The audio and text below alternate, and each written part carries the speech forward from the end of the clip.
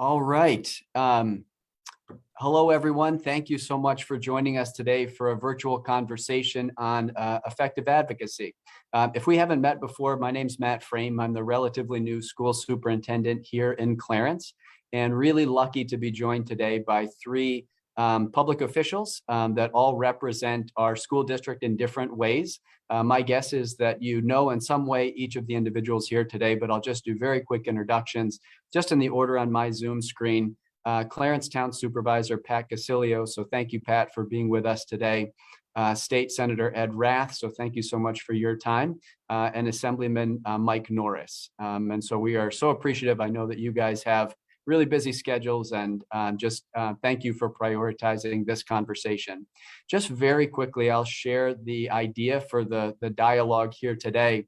A couple weeks ago, I was attending a legislative breakfast with a Clarence board member, and had a conversation that there are times when it really is appropriate for school districts to advocate on behalf of students and certainly the school community. It can be difficult when there are polarizing views on issues, and it's tough to take a stance as a school district when you know that there are large numbers of folks in your school community that see things differently. But there also is a takeaway from that breakfast that it's important for our voices to be heard. It's important to engage appropriately and effectively, and that numbers matter. When we reach out as one entity, that's important. But when you have parents reach out to elected officials and engage in a productive, professional way, you really can have a meaningful impact. And so the purpose of the conversation today is to get a little bit better sense of what does the advocacy process look like, and how do you do it in an effective way if you want to take a stand or you want to encourage elected officials on behalf of a particular issue or a particular position. Before we even do that, though, I just want to start with a general question for our three panelists today. How'd you make the choice to get into public service, to run for elected office and to serve on behalf of our community? So I wonder if you just, maybe in 30 seconds, a minute, just share your journey and why you got into elected service. And why don't we start with you, Supervisor Casilio? Thank you very much. I've lived in the town of Clarence all my life, and I've had a tenure in a successful business that third generation now. My daughter has helped in the operation of our business, so I have the free time to do great things that I think we needed in the town of Clarence. So I wanted to serve the people of the town of Clarence, and I'm very proud to do that. Great, thanks, Pat. Senator Rath. Yes, first of all, thank you, Superintendent Frahm, for organizing this advocacy discussion today. And I'm proud to be here and proud to be the state senator representing the 61st district. I come from a family that's been involved in government and public service for many, many years. And sort of the running joke is I wish that my mother and my grandfather and everyone else weren't so good at their jobs. And I'm honored to serve and to be in this role in the state Senate. And the reason why I got involved was to make a difference. And there's many ways in which you can make a difference in our community, but I believe in government and public service is a way in which we can use our background, our education, our strengths to try to improve our communities and to represent and advocate for our communities. And I have been in the energy business for 30 years, as well as my MBA from Canisius College. So I wanted to use my education, my business background to work towards advocating for the best interests of my constituents. So public service is an honor, it's a privilege, but it's also a responsibility for everyone we represent. Great, thanks, Senator Rath. And Assemblyman Norris.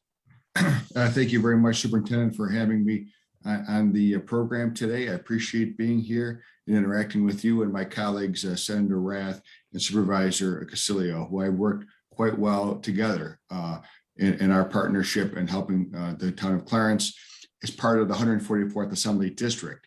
And I'll say that my involvement began when I was actually a senior in high school, going way back. I was very fortunate to be put into a program called the Action Leadership Internship Program. It was called ALIP at the time, through the BOCES program, where I got an internship with the Lockport Mayor's Office. I live in the town of Lockport now, but I had that internship, and then I went on to work in the state assembly and the state senate, and then ended up becoming an attorney.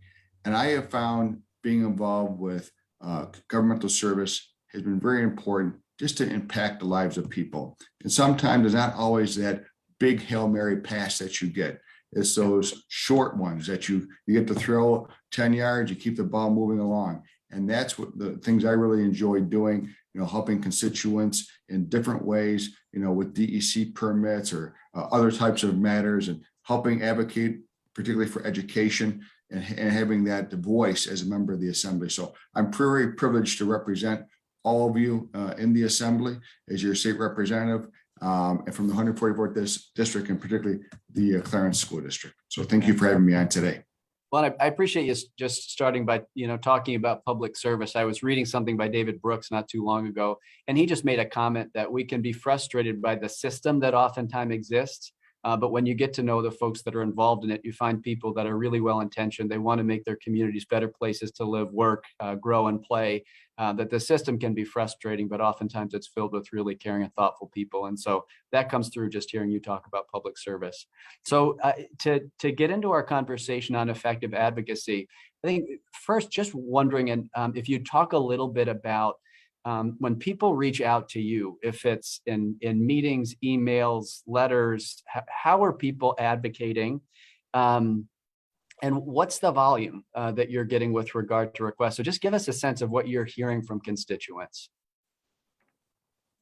Sure, I'll start with this one. I think it's issue by issue, and it's period by period with regards to advocacy and outreach from our constituents. For example, on the unemployment issue and unemployment claims, we got hundreds and hundreds and hundreds of calls on that issue throughout the pandemic. And we get phone calls, we get emails, we get contacted on social media, and each and every communication that we receive, we respond to. And I think it's critically important that we do respond to all those communications. And when we talk about volume, this is not snail mail. This is not traditional snail mail. We're over 7,000 responses so far this year to communications outside of traditional mail that we have responded to. So we're all very busy, but I think it's very important to respond to our constituents and acknowledge their interest, and then take their perspective into account. Okay. I'll be happy to jump in. In terms of the advocacy, I think the medium right now most effective is still through email and letting us know. Now, certainly if I get a hard letter in the mail, it stands out. It's right there. I see it, I read it. But email clearly still is the way to communicate. I personally will get up every morning, have a cup of coffee, and review the emails in my inbox. And I have at least 200 or so, and they range from all types of different areas, education, environment, the economy, what's going on right now with the gas prices and everything else. And I read them. In the Assembly, unfortunately, we don't have that large of a staff. I have one full-time person and one part-time person. And I do my very best to respond to everyone, specifically if it's a specific request. For example, like on a constituent matter, the unemployment, for example, a small business who needs help. I certainly, Superintendent, if you email me, it gets a top flag. And then we do our best to get back to everybody with the staff that we have. But it's very important, and I want to make sure I emphasize this, that you communicate and you let your voices be heard. All of us, I know Senator Rath, Supervisor Casilio, and myself, we are all listening to you. And it's very, very important to make sure you communicate that to us. And I take it very seriously. And I do that every morning. I get up with a cup of coffee and I do that. And, I can't do it all throughout the day because we're doing different things, working on committee work. We're working, obviously, sometimes right on the floor of the Assembly during time when we're in Albany. But trust me, I read them and I do my best to get back to everyone, certainly if there's specific issues. Well, I appreciate you sharing that, because sometimes, emailing or sending something to a public official wondering, do they actually read it? Or is it just a member of their staff? So it sounds like you're prioritizing actually reading the communications and advocacy pieces that come up. Pat, Yes. Anything to add just about the volume or ways people reach out to you? Yeah, when I started my tenure, I mean, that's one of my goals was to answer every email, answer every phone call, whether it was good or bad. And I probably should have said in the beginning of my speech, beginning of my introduction is that my job is very easy because I have a town board and a highway superintendent. We all pull in the same direction.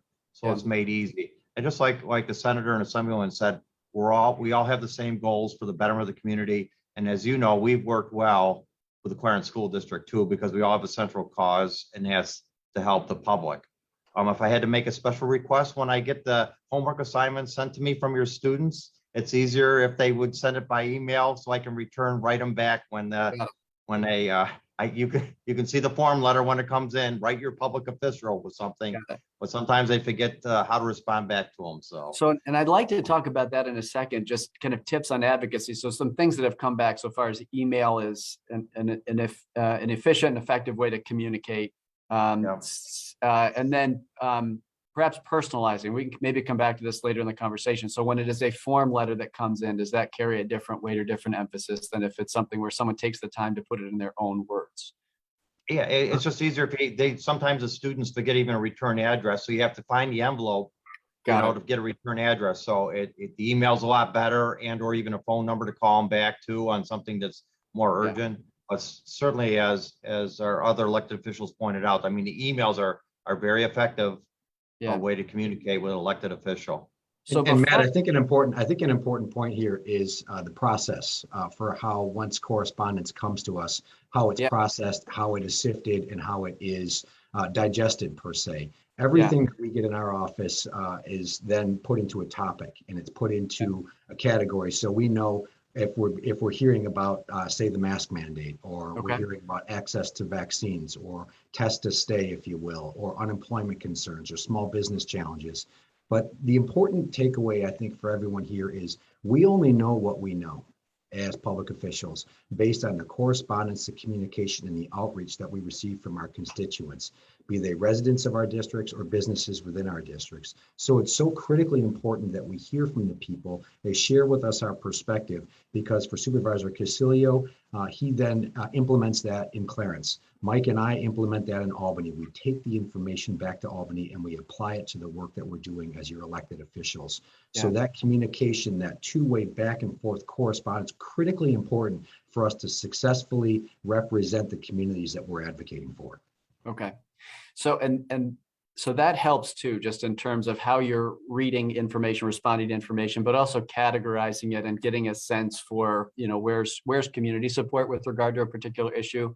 So maybe to pick one that was referenced a bit ago is the idea of a test to stay program. So instead of having unvaccinated close contacts having to quarantine, is that they would test before coming to school. So this is something that we've seen in counties across New York State. There's a pilot going in Erie County and Grand Island. We have our fingers crossed that it'll be an option for other school districts in Erie County. If you're going to advocate on something like a test to stay program, and let's say you had to take a position or you had to make a vote, how are you making up your mind? You're going to your bucket of communications on test to stay and saying, well, who has more? Or you're talking with representatives in your political party, or you're reaching out to experts. When you make a decision, what does that process tend to look like? I'll jump in. What I do is take a very holistic approach. So one, I have a pretty good pulse of what the overall district would want. In the assembly district, for example, there are several school districts, within the assembly district, and I know there's more obviously in the Senate district. So I take a holistic view.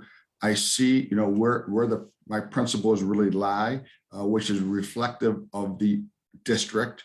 And I also then take the constituents' feedback that are coming in. You can get a pretty good pulse when you're seeing them come in. And then I hear from, oftentimes the superintendents, the school board members, the educators. I take it all as a whole, and then I make a decision when I have to vote on a particular topic. And really, that's how I do it. But every piece of that is very important. And for the parents and the students, particularly out there, the constituents who are listening to this, it's important to communicate your views with us, because that's how we're getting that pulse right on the ground. And oftentimes you will see the emails come in batches with the same form letter. Oftentimes those are driven from advocacy groups particularly larger groups, okay, that originate out of Albany and think tanks and everything else. But when you get a personalized message and about how it actually impacts your school or your actual child, the student, that's very, very important to me when I see that, because I can relate to that and I can say, okay, this is happening in this district and this is what's really occurring and this is how it impacts that. So again, I just want to emphasize the importance to have everyone communicate with us, and just to say I take a holistic view, taking in all those factors when casting a vote. Okay, great. Anything to add, Pat or Ed? Sure, I'd be happy to add something. And I think the test to stay issue is a great example of a recent level of advocacy and outreach that we heard a great deal about. And it was a great deal of information that came from concerned parents. It actually came from concerned students. But also, Superintendent, the Erie Niagara School Board Association, we had a meeting in the middle part of November with regards to the test to stay opportunity. And we heard directly from the school boards, from the school administrators, with regards to the importance of us to take a hard look at the test to stay program. And I'll tell you, when it comes to coming up with decision making as a public official, partisanship is very easy. What's difficult is facts, data, and due diligence. But that's what we need to utilize is facts, data, and due diligence, and then come up with some reasoned approaches and reasoned decision making. So the test to stay, which Assemblyman Mike Norris and many of our colleagues in the Western New York delegation joined us in an advocacy to Governor Hochul, as well as to the Department of Health, to implement, support, endorse, and implement test to stay statewide, because it's the right thing to do for our children. But that all came about because of grassroots advocacy, which is really, really important for us to see firsthand and then to participate in. Yeah. So, and I just want to say thank you to our state officials who did write a letter to Governor Hochul advocating for test to stay. I was just talking to a parent this morning.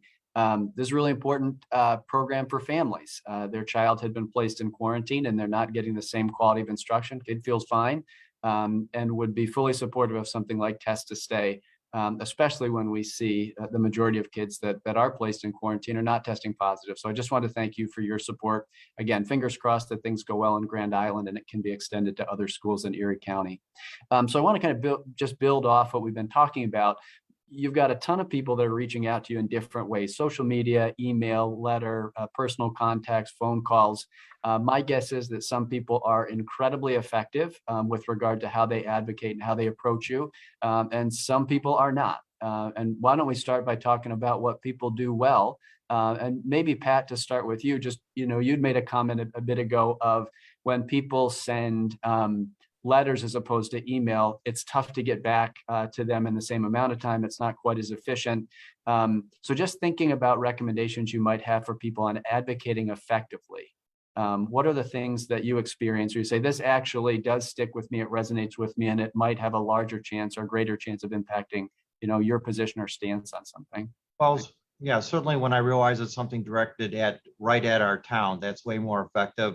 And sometimes I've gotten myself in trouble, but I'm looking for input from our town residents on our town subjects. And I've had people, and like our state representatives have had that problem too. And especially the school districts, people that aren't even in your school district coming to your school board meetings and commenting. And I have various projects that I have people from out of town, out of the county. I had somebody from Rochester on the most recent project talking negative about it. And then I have to weigh the facts, a decision, a project, but it's more important to me to make a decision based on comments from people that live in the town and live next to a project when I make a decision, not somebody from Rochester that may more have a business interest in it. But I would like to discuss, not mentioned was, the town of Clarence opted out of marijuana sales or any type of drug sales. We have a 1-year option on that. And we look on a lot of our decisions. Most of our decisions are planning decisions, but this one happened to be a social decision. And we looked for input. We got input from it and rendered a decision to wait and see what the state comes up with. But that's one of the examples of public advocacy that the town of Clarence has to deal with directly. Yeah. And just opening it up to Assemblyman Norris and Senator Rath as well. things that people do when they reach out to you that are effective when they're trying to communicate their view and trying to sway you in some ways. Sure, I'll be happy to jump in, Senator, if it's okay with you. Right on. We do talk a lot about email, and I think that's a very effective way of doing it. But I will still say I like to get the hard mail every so often, particularly if it's a personal story. You don't get very much mail, and that's good and bad, right? But when I get that letter, and oftentimes handwritten or a note on the bottom, it stands out, so I see it, particularly if it's a situation where they need direct help with an issue. And I find that to be very, very effective. Still phone calls too, to the office, very, very important. And if someone isn't there for some reason, leave a message. We get back to people. It's very important that personal communication still matters. We like to still talk with the constituents and interact with them. So I find those two things to be still quite effective, because the bulk of the email, like I said, I get at least 250, sometimes during session up to 1,000 emails a day. And to cut through that personal letter with the story, how is it impacting you? Because that's what I like to explain to my colleagues from all across the state, in the Queens, and way upstate, we're obviously in Western New York here, but up in the Adirondacks. I like to take the stories of how they're impacting us. And when I get them, I share them with my colleagues as well. Your comment just made me think, if you're reading an email or a letter and somebody's written a note on it. So if you're getting that number of communications, what do people do that make them stand out? So you had talked about how's it impacting you directly.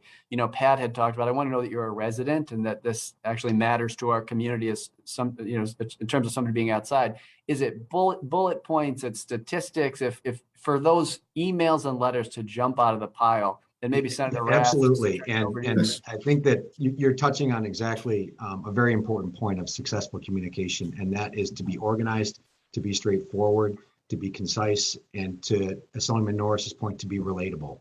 And a lot of times when it's a personal communication, that absolutely hits home for all of us, and it adds a texture and a personal touch to the communication. So I think that to have people who are organized in their communication is really very helpful for us.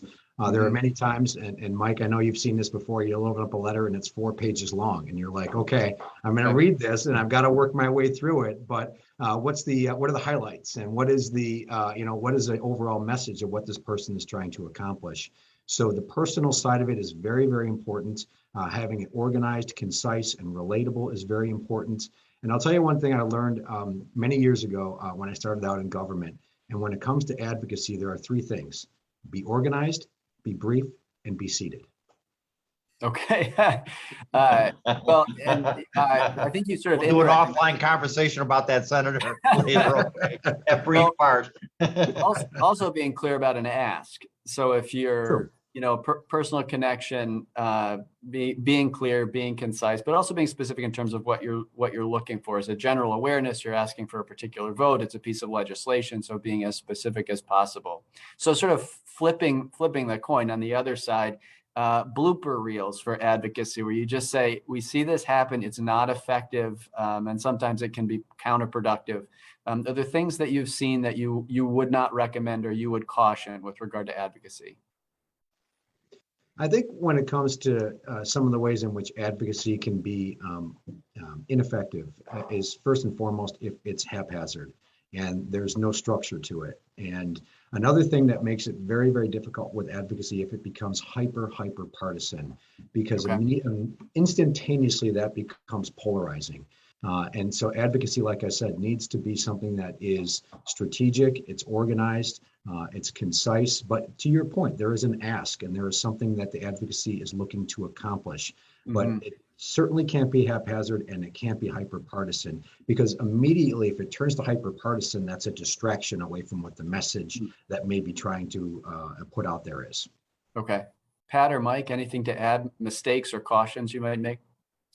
I think one of the most important things for people, particularly when they send me an email or any of us an email, is your name, your address, your phone number, and an email. As simple as that is. Sometimes I just fire off an email. I really can't trace it back and I want to get a hold of you. And then my staff has to take 15, 20 minutes or me to try to track you down.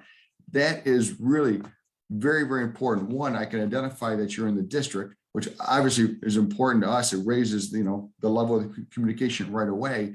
And then we can get back with you and discuss it with you or email you, knowing that you're part of our district. So that is, as simple as that is very, very important. And I encourage everyone to do that when they send any written communication, but particularly on email. And thinking about the follow-up, so you had said if we want to get back in touch, Pat, was it something that Mike said? Is that why you had ducked off for a minute? I forgot to remind you about the emails I get about what am I going to do about these power failures. I'm now talking to you on generator. We lost power here. Oh, really? Oh, geez. I thought it'd be later in the day, but I'm on generator right now. So I'm back. All right. Until the generator kicks back over. So great to have you back. Well, we only have a couple minutes left, and I have just two last questions, I think, for you. And Mike, you had mentioned just if we want to follow up with you. So thinking if that initial advocacy comes out and someone has a compelling story, they're a resident, they email you, they personalized it in some way, and you want to follow up, or you would encourage them to follow up. Are there things, again, that you find helpful or effective? Is it people reaching back out to check in? Do you ever have people say thank you for your support or for your efforts? Are there things you say this, advocacy is, there's a relationship like anything else, and these are things you might recommend people consider. So any follow-up suggestions you would have? Yeah, yes, I would. Just because of the volume of the emails is make sure if you want to get in touch with us, please put a phone call in to the office.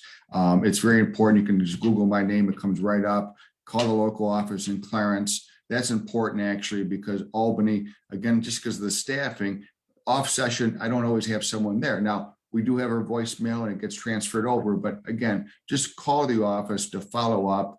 And because we want to hear from you and try to help you through. And sometimes you still have to talk to someone to actually solve a problem. And that oftentimes is the case. And again, yes, we're human. When we get a thank you letter, it keeps you going every day. You know what I mean? Because it is sometimes frustrating. I mean, we want to do a great job for everyone. We run for public office. We want to make all of you proud in the state Assembly, in the state Senate, in the town of Clarence. And, a follow-up thank you is always nice, but, it's not necessary. We don't do it for that. But again, it just is a very nice gesture as well. Yeah. Ed or Pat, anything to add just on follow-up suggestions? I'll let the senator talk last. I just have to mention two things. I've never gotten and luckily positive comments about the B article I wrote last week concerning masks and getting vaccinated. And I'm a believer in getting the booster shot also. But I would not mention today is the fact that we're on a Zoom call today, and the town of Clarence has had record amounts of attendance on Zoom that we've never gotten before in live meetings. So hopefully this type of media, where we've had 40 people at a town board meeting, we've had as high as 60 people at a planning board meeting on a Zoom call that have been able to get their voice heard, and certainly tying it to a face also is very effective. And again, in all our meetings, we ask for email follow-ups, but not mentioned today, but this is a great media for advocacy and to get their message out on special events and when they're available for the public. Senator. Yeah, and I think just to add on to what Pat and Mike are talking about, successful follow-up can come in multiple ways. You can follow up with an email after you send a letter to our office. You can contact us on social media, which is becoming more and more prevalent for people to communicate with us. And I'll tell you, when it comes to issues, the squeaky wheel gets the grease. And, we really pay attention to when we hear with consistent advocacy on issues that are important. And the Test to Stay was a wonderful example and a shining example of that. And to Mike's point, nothing makes us feel better than when we have people personally reach out to us and thank us for the work that we do. And it's really very heartwarming. We really feel connected to our constituents. We're not motivated by the thank yous, but it certainly gives us a reminder that people are paying attention to the projects and the issues and the advocacy that we're working on. Once again, it's such an honor to serve and to have the advocacy and the back and forth dialogue with our constituency. That's how we can be successful public officials. Right. Last question for you. What have I not asked, or what do you think is helpful to share with listeners if there's something that's gone unsaid today? First of all, thank you very much for the opportunity to be here. I've enjoyed this. And I think the most important thing for folks just to remember, and you've covered it, is to reach out and to make sure your voices are heard, because it can be frustrating sometimes, even if they're on the other side, like, I don't think they're paying attention. I don't think they understand what we're talking about. Well, we all live in the community. We have a good pulse of it, but it's also important to hear from you, particularly with those stories and how it impacts our everyday lives. So we can take them to Albany, for example, and advocate and fight for the issues that are important for our district. So I just encourage everyone to do that. Don't be discouraged, and continue to let your voices be heard, because we are listening. Right. Thanks, Assemblyman Norris. Senator Rath, Supervisor. Yeah, I think one of the things that's interesting that you haven't asked is how advocacy is different in the Capitol versus as it is in our districts. Yeah. And it's very, very different when we are in Albany and we are doing work in the state house and state legislature versus when we're in our districts. In our districts, it's hyper focused on, for me, the 61st Senate district in the area that I represent, Mike's Assembly district, and Pat Casilio's town of Clarence. But when we're in Albany, it is statewide, large groups that are really working with us and communicating with us, both sides of the aisle on almost every major issue. We're hearing from business groups, we're hearing from labor, we're hearing from environmental groups, everyone you can possibly imagine. So it's a larger scale advocacy in Albany and a personal scale advocacy in our local districts. And Superintendent, I just want to thank you and the Effective Advocacy panel as well for this tremendous opportunity. I hope this is a start of a dialogue we can have on other topics and other issues going forward, because this is exactly the type of correspondence that is very effective and helpful for us as public officials. I want to wish everyone a happy holidays and a safer and a prosperous New Year's as well. Great. Thanks, Senator. Supervisor Casilio, you've got the last word today. Thank you. If I go away suddenly, it's because the power switches back over. So don't take it personally. I just want to emphasize again that if it's put to us in writing, it's forever. We check the boxes off a letter and highlight the things that are important we need to follow through. So if there was one thing I wish your group would take away is an email is very effective on issues versus even coming in person. I too would like to thank the school district for having us in this forum and for everything, great things you do for the town of Clarence. And every state of the town address I talk about, I always mention the Clarence School District. I mean, Clarence is successful because we have a great school district and everybody wants to live here to be part of the Clarence school system. And you can see it with the young people with new children trying to get into Clarence to get into a school district. So thank you, your board, all your teachers for everything you do. Merry Christmas and Happy New Year's also to everybody. Thank you, Pat. And just Thank one final thank you to all of you for your service. And I just know, being out in the community, the number of times that our paths cross, you guys are out 7 days a week, connecting with constituents, listening, reaching out to your offices. There was no question about whether or not you'd be willing to have this conversation. And just wanted to thank you for all of your support of our students, our faculty, our parents, for prioritizing today. I know I can't imagine how busy it is to be in your positions. I hope that you can have some quiet time with friends and family over the holiday break. So Merry Christmas, Happy New Year, and we'll look forward to seeing you in 2022. So thanks again for being with us today. Thank you. Thank you very much. Take care, everyone. Bye.